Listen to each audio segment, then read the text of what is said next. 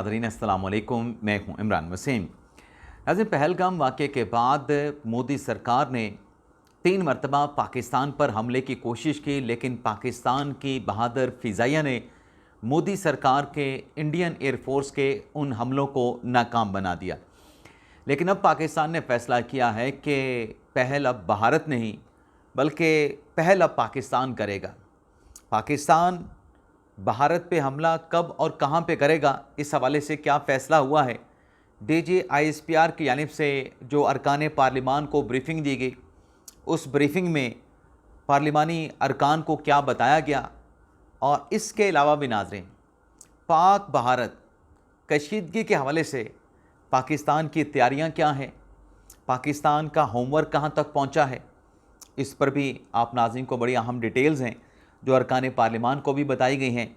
और मोदी को बज़ाहिर ऐसा लगता है कि हाफिज़ से पंगा, हाफिज़ कौन, हाफिज़ आसिम मुनीर से पंगा महंगा पड़ गया है। और भी कुछ अहम ख़बरें हैं पाक भारत टेंशन के हवाले से, उनकी तफसीलात भी आप नाज़रीन की खिदमत में पेश करेंगे। लेकिन प्रोग्राम का आगाज़ चूँकि आज इस्लामाबाद हाई कोर्ट में और सुप्रीम कोर्ट में 3 बड़े अहम मुकदमात की समाअत होने जा रही है, तो 3 लाइनों में उन 3 केसेस की समाअत का अहवाल मैं आपके सामने रखूँगा।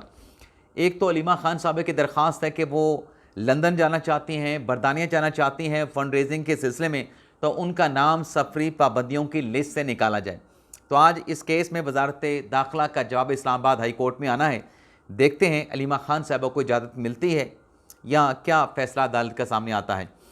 इसके अलावा डीजी इमिग्रेशन पासपोर्ट के ख़िलाफ़ जो बाबर सत्तार साहब ने कंटेम्प्ट की कार्रवाई का आगाज़ किया था, उसमें दायर की गई इंट्रा कोर्ट अपील पे जस्टिस खादम हुसैन यानी इस्लामाबाद हाई कोर्ट का 2 रुकनी बेंच समाअत करने जा रहा है। और इस बेंच में पहले इस्लामाबाद हाई कोर्ट के चीफ जस्टिस हेड कर रहे थे, लेकिन अब जस्टिस खादम हुसैन को ये इंट्रा कोर्ट अपील जो है वो दे दी गई है। तो आज इस केस की समाअत भी होगी, तो इसमें देखते हैं क्या डेवलपमेंट होती है। इसके अलावा नाजरीन, सुप्रीम कोर्ट की अगर हम बात करें तो सिविलियंस के मिलिट्री कोर्ट में ट्रायल के हवाले से आज अटॉर्नी जनरल 7 रुकनी आईनी बेंच के सामने अपने हतमी, अपने फाइनल दलाइल रखेंगे। तो आज केस कंक्लूड होने का इम्कान है, फ़ैसला महफूज होने का इम्कान है, मुख्तसर फ़ैसला आने का भी इम्कान है, लेकिन डिपेंड करेगा कि अटॉर्नी जनरल साहब आज दलाइल देते हैं, दस्तयाब होते हैं। लेकिन लग ऐसा रहा है कि वो दस्तयाब भी होंगे और दलाइल भी देंगे।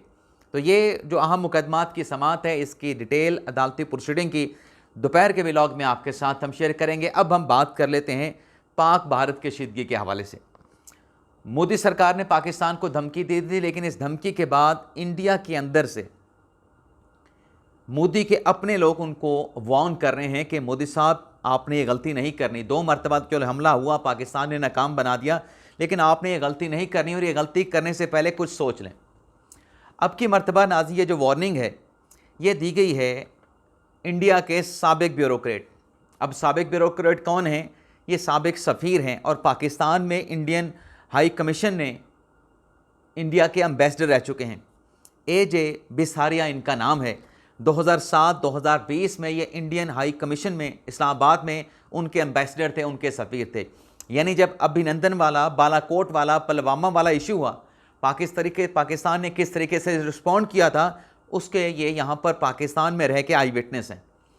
तो साबिक एम्बेसडर अजय बिसारिया ये कहते हैं कि किसी भी ऑपरेशन की कामयाबी के लिए 3S हिकमत अमली का होना ज़रूरी है। अब ये 3S हिकमत अमली क्या होती है? ये है स्पीड, ये है अपना सरप्राइज़ और सिक्रेसी। कि अगर आपके पास रफ्तार, आपके पास सरप्राइज़ देना और आपके पास सिक्रेसी जैसे अहम हथियार मौजूद हैं, तो फिर आप ऑपरेशन की कामयाबी के इम्कानात आपके मौजूद हैं। लेकिन साथ में साबिक एम्बेसडर ये भी कहते हैं कि अगर भारत ने कशीदगी बढ़ानी है, तो इस कशीदगी के बढ़ाने के जो बुरे असरात हैं, जो कॉन्सिक्वेंसेस हैं, उसके लिए भी आपको तैयार रहना होगा। यानी वो नरेंद्र मोदी को कह रहे हो कि अगर आप कशीदगी बढ़ाने के लिए पहल करते हैं, तो फिर आगे से जो रिस्पांस आएगा, एस्केलेशन किस हद तक जाएगी, क्या सिनेरियो बनेगा, ये भी आपको सोचना होगा। और यही बात नाजरीन इंडिया के सीनियर सहाफ़ी हैं करण थापर, उन्होंने एक इंटरव्यू किया है, एक एक्सपर्ट हैं, ये जंगी मामलात के हवाले से, दिफाई मामलात के हवाले से सीनियर फेलो हैं एक मारूफ यूनिवर्सिटी के, जॉन हॉपकिंस यूनिवर्सिटी के। डैनियल मार्की उनका नाम है, उनसे जब ये सवाल पूछा गया कि आप मौजूदा जो एस्केलेशन है, जो कशीदगी है पाकिस्तान और भारत के मबाइन, इस पे आप क्या कहते हैं कि किसका पलड़ा भारी है? तो डैनियल मार्की ने बड़ा ही किसी लगी लिपटी के बगैर ये बताया कि पाकिस्तान के पास जवाब देने की सलाहियत ज़्यादा मौसर है। भारत को चीन के महाज पर भी इस सूरत हाल में कशीदगी के हालात में नज़र रखना पड़ेगी और मतात रवैया अपनाना पड़ेगा। और साथ में ये भी कहा कि मोदी सरकार को जो इस सारी कशीदगी में पहल करने के जो नताइज हैं, उन ख़तरनाक नताइज से भी ख़ुद को जो है वो अवेयर रखना होगा। अब नाज़रीन आ जाते हैं जो ISPR की जानिब से DG ISPR की बात हो रही है, लेफ्टिनेंट जनरल अहमद शरीफ साहब, जिन्होंने अरकान पार्लिमान को ब्रीफिंग दी। लेकिन नाज़रीन मैं एक और बात यहाँ पे ज़रूर कहना चाहूँगा कि इस ब्रीफिंग में तमाम सियासी जमातों के जो नुमाइंदा पार्लिमान थे उन्होंने तो शिरकत की, लेकिन पाकिस्तान तहरीक इंसाफ ये फ़ैसला कर चुके थे कि इस ब्रीफिंग में हम नहीं जाएंगे क्योंकि ये एकतरफ़ा तौर पे ब्रीफिंग दी जाएगी। अब नाज़रीन मैं कुछ हक़ाइक़ आपके सामने रखूँगा। मैं PTI के ख़िलाफ़ बात नहीं कर रहा। 2019 में इमरान खान साहब अपोजिशन के साथ नहीं बैठे। इससे पहलगाम से पहले जाफ़र एक्सप्रेस का वाक़या हुआ, सिक्योरिटी का इजलास बुलाया गया, उसमें भी नहीं बैठे। पाकिस्तान तहरीक इंसाफ वालों ने बाइकआउट किया। और अब फिर पाकिस्तान की बका का, पाकिस्तान को धमकी का सामना है, पाकिस्तान को भारतीय हमले के, मुमकिन भारतीय हमले का सामना है। तो यहाँ पर मेरी ये राय है, आप इख्तलाफ कर सकते हैं, तहरीक इंसाफ को इस इजलास में जाना चाहिए था। हाँ, तहरीक इंसाफ जाती, ये जो बात है ना, पाकिस्तान तहरीक इंसाफ जो डिमांड करती है कि ऑल पार्टीज़ कॉन्फ्रेंस बुलाई जाए, ये डिमांड भी रखनी चाहिए। उसमें इमरान खान को बुलाया जाए। बेशक पाकिस्तान तहरीक इंसाफ ये मुतालबा भी करे, लेकिन ये जो फोरम था ना, इस फोरम को पाकिस्तान तहरीक इंसाफ को खाली नहीं छोड़ना चाहिए था। वो कहते हैं ना कि मैदान खाली ना छोड़ें, तो पाकिस्तान तहरीक इंसाफ ने यहाँ पे मैदान खाली छोड़ दिया। अब नाज़रीन आ जाते हैं, बात कर लेते हैं ब्रीफिंग की। तो DG ISPR की जो ब्रीफिंग थी वो रखी गई थी PTV हेडक्वार्टर में। अब हेडक्वार्टर में ये ब्रीफिंग रखने का एक मकसद था। मकसद ये था कि जो शवाहिद पाकिस्तान के पास मौजूद हैं, पहलगाम की वो साइट जहाँ पर ये अफसोसनाक वाक़या पेश आया जिसकी हर पाकिस्तानी मज़म्मत करता है, बशमूल पाकिस्तान की अफवाज, बशमूल पाकिस्तान की हुकूमत, बशमूल पाकिस्तान की तमाम सियासी जमातें, बशमूल पाकिस्तान का बच्चा बच्चा इस वाक़े की मज़म्मत करता है, इसे गैर इंसानी फ़ेल करार देता है, इसे दहशतगर्दी करार देता है। और ये जो करने वाले हमलावर हैं, इनको इंसान नहीं जानवर करार देते हैं, दहशतगर्द करार देते हैं। तो वहाँ पे इसलिए ब्रीफिंग रखी गई कि डिजिटल स्लाइड्स के ऊपर वो जो सिस्टम एक होता है जिसमें आप बड़ी स्क्रीन के ऊपर वो सारी चीज़ें दिखा रहे होते हैं, तो वो पूरी एक बेहतरीन तरीके से अरकान पार्लिमान को, सियासी जमातों को, नुमाइंदों को सारी सूरत हाल जो है समझाई जाए और बताई जाए और आगाह किया जाए। तो इसमें DG ISPR ने यह वाज़ेह तौर पे कहा कि भारत का इल्ज़ाम बेबुनियाद है और इसके पीछे उनके सियासी मकासद, बिहार का इलेक्शन और पाकिस्तान की जो संभलती मईशत है उसको नुकसान पहुंचाना है।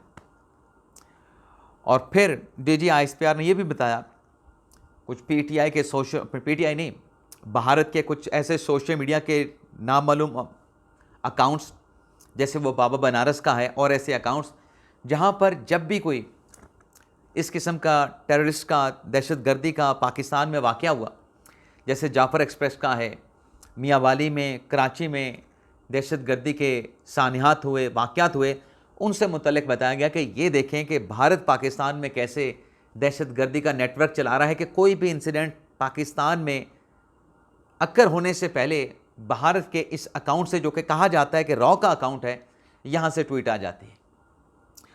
और फिर वहाँ पे अरकान पार्लिमान को यह भी बताया गया कि पाकिस्तान चूँकि इस मामले में किसी तरीके से इन्वॉल्व नहीं, लेकिन भारत के इसमें सियासी मकासद हैं और पूरी एक ट्रेल माजी की मौजूद है कि कब कब इस किस्म के वाक़यात करके, फॉल्स फ्लैग इंसिडेंट करके पाकिस्तान को दुनिया में भारत ने बदनाम करने की कोशिश की, जबकि फैक्चुअल पोजीशन ये है कि इंडिया खुद ट्रांसनेशनल कत्लेआम में मुलविस है। तो डीजी आईएसपीआर ने कहा कि पाकिस्तान ने इसलिए तहकीकात की, दुनिया के इंटरनेशनल फोरम पे पेशकश की ताकि हकीकत सामने आ सके, सच सामने आ सके, और ये तहकीकात सिर्फ पहलगाम की नहीं और वाक़यात की भी होगी, और उसमें पाकिस्तान के पास जो इंडिया के पाकिस्तान में स्टेट टेररिज्म को फंड करने के जो शवाहिद हैं वो भी वहाँ पे रखे जाएंगे। तो डीजी आईएसपीआर ने कहा कि अगर भारत ये समझता है कि पाकिस्तान इस हमले में मुलविस है तो फौरी तौर पे हमारी इस पेशकश को एक्सेप्ट कर ले, लेकिन भारत इस पेशकश को एक्सेप्ट नहीं कर रहा तो बात वाज़ेह हो जाती है कि इनके अपने मकासद हैं और दाल में कुछ काला मौजूद है, बल्कि पूरी दाल ही काली है। तो ये उन्होंने वाज़ेह तौर पे कहा, और फिर ये भी कहा कि चूंकि सबूत नहीं तो पाकिस्तान अपना केस हर महाज पे लड़ेगा, और लड़ भी रहा है, सफारती महाज पे, दिफाई महाज पे और मीडिया के महाज पर भी, जहाँ पाकिस्तान कामयाबी हासिल कर चुका है। लेकिन अगर भारत ने पाकिस्तान के ख़िलाफ़ कोई मैली नज़र से देखा और कोई हरकत की तो फिर जवाब जो है वो पाकिस्तान का ऐसे होगा कि भारत इस जवाब को भूल नहीं पाएगा। अब नाज़रीन, इस बात पे क्यों ज़ोर दिया जाता है कि इस जवाब को नहीं भूला जाएगा, तारीख़ी पाकिस्तान का जवाब होगा? क्योंकि हमारे आर्मी चीफ आसिम मुनीर ख़ुद बड़े एग्रेसिव हैं, जारहाना हैं। अब ये जो भारत ने 3 मरतबा पाकिस्तान के ऊपर हमले की कोशिश की, वो हमले पाकिस्तान की बेहतरीन फ़िज़ाइया ने नाकाम बनाए हैं। अब उन हमलों की नाकामी के बाद पाकिस्तान ने यह फ़ैसला किया है कि अब पहल पाकिस्तान करेगा और मोदी को उसकी घटिया हरकतों का मज़ा चखाया जाएगा और मोदी को बताया जाएगा कि पाकिस्तान से पंगा लेना आपको कैसे महंगा पड़ा है और कैसे आगे आने वाले दिनों में भी महंगा पड़ेगा। तो इसकी नाज़रीन डिटेल ये है कि पाकिस्तान ने अपना केस मुकम्मल कर लिया है। तमाम ऑपरेशनल और तैयारियां या होमवर्क कह लें वो मुकम्मल हो चुका है। सलामती कौंसिल की अगर हम बात करें तो जब ये मामला सलामती कौंसिल में कुछ दिन पहले गया था, पहलगाम वाक़े की, जिसकी सलामती कौंसिल ने मजम्मत भी की थी, भारत को वहाँ पे सफारती महाज पर नाकामी का उस वक्त सामना करना पड़ा जब उस मजम्मती बयान में जो कि सलामती कौंसिल ने जारी किया था उसमें भारत का लफ्ज़ नहीं था, उसमें पहलगाम का लफ्ज़ नहीं लिखा गया और उसमें लिखा गया मकबूजा जम्मू कश्मीर। क्योंकि भारत उस स्टेटमेंट में अगर अपना नाम शामिल करवाता या पहलगाम का कराता तो भारत की कोशिश ये होती उस सलामिया के ज़रिए दुनिया को दिखाने की कि देखें मकबूजा कश्मीर को भारत का अटूट अंग है। सलामती कौंसिल ने भी इसको एडमिट कर लिया है, तो ये जो अक़वाम मुत्तहिदा के करारदादें हैं अब उनकी कोई हैसियत बाकी नहीं रहती। लेकिन पाकिस्तान ने भारत की उस साजिश को कामयाब वहाँ पे नहीं होना दिया और जिन अल्फाज पे एतराज़ था वो निकलवा के जो पाकिस्तान के कॉज को, जो पाकिस्तान के नैरेटिव को सूट करते थे, वो अल्फाज वहाँ पे शामिल करवाए गए। और उसके बाद अब आप देखें कि पाकिस्तान के वज़ीर ख़ारजा को ये क्रेडिट मिलना चाहिए, अप्रिसिएशन उनकी होनी चाहिए, उनकी, पाकिस्तान के दफ्तर ख़ारजा की, पाकिस्तान के तमाम एम्बेसडर की, सलामती कौंसिल में पाकिस्तान के मुस्तकिल मंदूब की, अमेरिका में पाकिस्तान के सफ़ीर एम्बेसडर की, उनकी होनी चाहिए और पूरी टीम की होनी चाहिए।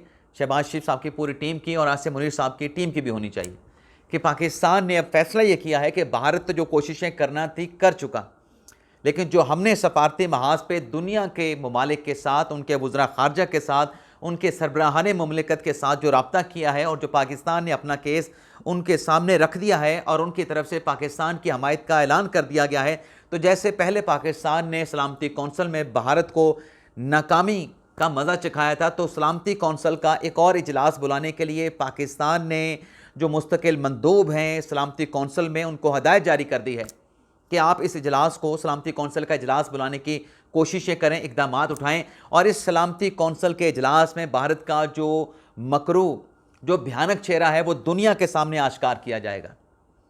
भारत ने तो जो हमला करना था पाकिस्तान के ऊपर हमला करना था, लेकिन पाकिस्तान ने आलमी सतह पे एक बड़े महाज पर सलामती कौंसिल में भारत को मुंह तोड़ जवाब देने का, भारत को मुंह तोड़ जवाब देने का फैसला किया और तमाम तैयारियां मुकम्मल ऐसे हो चुकी हैं कि ऐसे नहीं कि वज़ीर ख़ारजा ने सिर्फ अपने मुस्तकिल मंदूब को कह दिया कि आप ये इजलास बुलाने के इक़दामात उठाएं, वहाँ पे नंबर गेम की बात भी होती है।